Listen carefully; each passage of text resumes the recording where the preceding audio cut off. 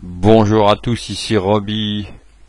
Nous sommes aujourd'hui dimanche 20 mars et donc je vais vous faire une vidéo un petit peu de synthèse sur les Chikulingers parce que j'ai vraiment plein de demandes et puis j'ai l'impression que je dois pas être très clair ou ça pas clair dans l'esprit, enfin, surtout les nouvelles personnes qui me suivent. Donc ayant évolué aussi, si vous regardez les toutes premières vidéos, évidemment il y a des différences, mais c'est normal hein, puisque chacun a évolué. Et puis moi pareil, donc c'est jamais figé hein. Donc au jour d'aujourd'hui, je vais vous expliquer un petit peu ma façon de voir les choses. Alors je vais essayer d'être clair, précis, synthétique et assez rapide comme des fois je ne sais pas le faire. Donc on va choisir deux supports, les indices, donc par le DAX, et puis on va choisir après une paire du Forex, une ou deux paires du Forex pour vous montrer. Ok, donc il y a deux Chikulingers, c'est l'interconnexion de cette ligne retardée qu'on appelle la Shinku, la lagging span, avec les bandes de Bollinger 15 minutes écart de type 2, 5 ou les bandes de Bollinger H2 et qui écart type 2, écart type 2, 5, écart type 3. Voilà, ok, ça, encore une fois, comme on les met, vous regardez dans une vidéo qui s'appelle Préquel du Chikulinger où il y a tout expliqué visuellement pour voir comment on met ces zones sur les TS2. À savoir que sur PRT c'est impossible, on ne peut pas mettre côte à côte des frames différentes. Donc il faut bidouiller avec, je crois que c'est 165 ou 169 de bandes de Bollinger, mais enfin ça c'est un autre souci. Donc là on est sur TS2. Donc écoutez, qu'est-ce qu'on cherche? Chikulinger pour scalp gourmand. Donc je vais chercher. Voilà, Chikulinger pour scalp gourmand, ça veut dire quoi? Ça veut dire que on va casser ici, qui correspond à cette bougie là. Hein, vous comptez 26 bougies d'écart, hein, puisqu'elle a 26 bougies de retard. Donc voilà, ça doit être celle-là. En plus là, il y avait un plat de nuages. Un croisement, c'est-à-dire au niveau d'un twist de nuage.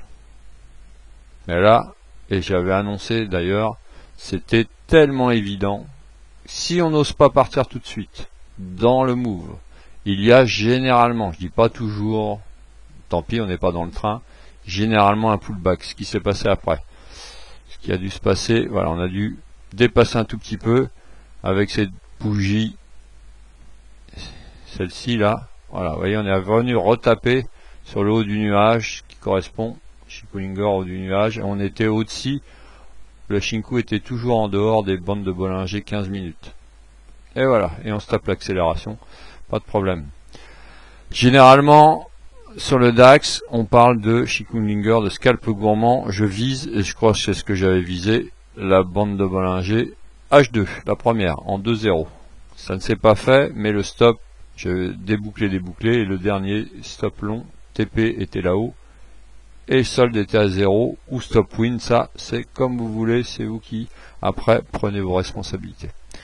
Ok, donc Chikulinger, avec accélération, là on joue dans le move. Ce qui ne veut pas dire qu'au départ, on peut jouer des retours, ce que j'ai dû faire généralement. C'est-à-dire, surtout le matin, c'est rare que ça casse tout de suite. Ça peut se balader. Le risque, c'est effectivement de jouer le reverse à l'intérieur. C'est beaucoup plus compliqué, je vous l'accorde. Donc, pour les débutants ou ceux qui n'ont pas l'habitude de scalper, et là, c'est pas le but de la vidéo. Donc, on reste dans le 15 minutes. Occupez-vous juste de la cassure et de jouer dans le sens du move. Quitte à, encore une fois, si vous avez peur de partir tout de suite, d'attendre la bougie d'après et d'attendre un reverse. Généralement, dans ces cas-là, je délimite ma zone et je me mets en frame plus petite, style 5 minutes, pour partir un petit peu plus tôt. Mais encore une fois, ça après, c'est chacun, voilà, c'est le principe, c'est une zone. Après, vous la jouez comme vous voulez, la zone. Hein. Soit vous êtes sûr que ça passera pas, vous la jouez en reverse, soit vous êtes plutôt confiant, vous allez trader dans le sens du move. Ok? Bon, deuxième zone, c'est nos fameuses BB H2 là-haut. Donc on est toujours sur le DAX. Donc voilà. Dès que ça touche, je dirais, les bougies, mais encore plus les la Shinku. Donc vous voyez là par exemple, on a fait un Shinku Linger à la hausse, on va pas jouer à la hausse, vous avez vu le peu d'écart qu'il y a. Donc évidemment, on réfléchit que le potentiel, risque, gain, non, on le joue pas, même s'il y avait quand même 10,029, ouais, presque 30 points à faire, c'est sûr. Mais bon, comment savoir qu'il allait avoir une exilée. Par contre, je ne vais pas rentrer surtout sur le DAX à la première bougie, à la première touchette, pardon, sur la première BBH2. Je vais commencer à jouer, et c'est ce que j'ai fait sur la deuxième, même si on est passé au-dessus, même si on s'est passé. Quand la Shinku a commencé à déborder, j'ai commencé à renforcer plus fort. Je crois que j'étais un petit peu en perte au début, si je me souviens, mais j'étais conforté dès que la bande de Bollinger 15 minutes, écoutez bien, est passée au-dessus.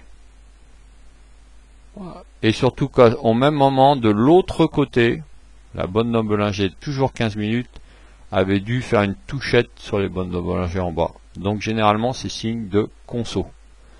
Bon, je ne pouvais pas savoir qu'on irait aussi bas, ça c'est la limite de ma stratégie, de ma façon de faire. J'aurais pu garder un stop à 0 et laisser aller, je n'ai pas fait. Bon, j'ai dû faire quelques points, au moins jusqu'à la Shinku, que généralement c'est ce que, jusqu'à la Kijun, excusez-moi, 15 minutes, c'est ce que je vise. De l'autre côté, exactement le même travail. Sur la deuxième, c'était un peu tôt. Troisième, vous voyez que là on a carrément cassé, donc grosse accélération. Mais par contre, dès que la bande de Bollinger 15 minutes est passée en dessous, dans cette zone-là, et ben on était dans une bonne zone pour repasser long. Surtout que de l'autre côté, on avait fait pof une bulle et ça fait une grosse bulle. Alors effectivement, des fois, il faut être patient. Mais vous voyez qu'on est remonté moins rapidement qu'on est descendu, mais on est quand même bien monté. Donc ça, c'est le Shinku Linger de reverse. Voilà. Forex. Et ben Forex, exactement la même chose. Regardez là. Shinku Linger à l'accélération à la hausse. Là, évidemment, il y a le nuage. Pas bien placé. Je serais peut-être pas passé long.